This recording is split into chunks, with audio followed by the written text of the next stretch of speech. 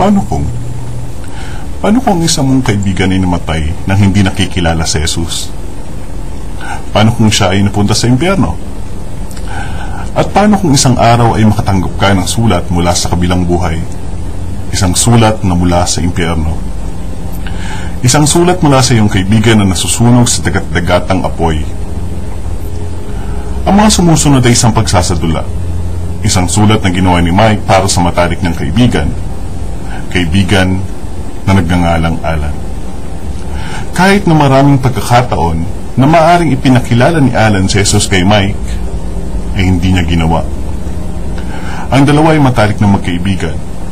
Magkasamang maglaro, magkaklase, pinagsasaluhan nila ang buhay magkaibigan.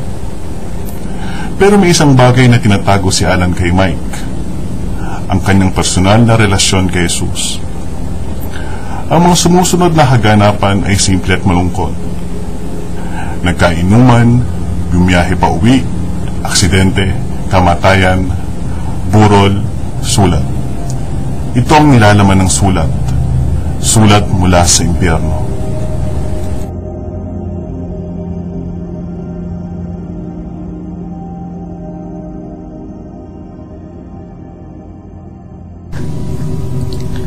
Alan, namatay ako ngayong araw. Kakaiba ito sa aking inaasahan. Akala ko lang na ang pagkamatay ay magdadala sa akin sa isang mundo na mahamog at malabo.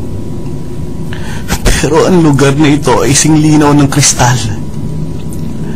Mas makatotohanan kaysa sa buhay ko dyan sa mundo. Nakakapag-isip ako. Nakakapagsalita. Nakadarama. Matapos ng trahedya, naramdaman kong humiwalay ang aking kaluluwa. Kakaibang pakiramdam, pare.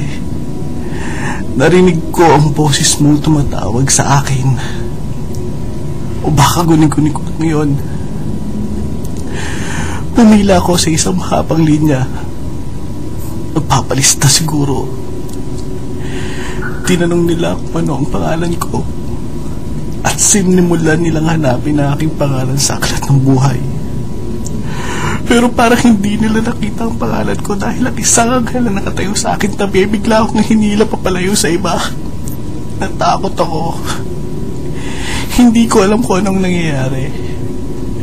Tinanong ko ang anghel kung saan niya ako dadalhin, pero hindi siya sumagot. Tinanong ko siya ulit. Sa wakas ay sumagot siya.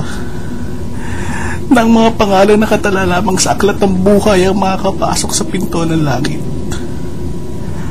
At ang mga wala sa lista ay papahirapan sa impyerno magpakailanman.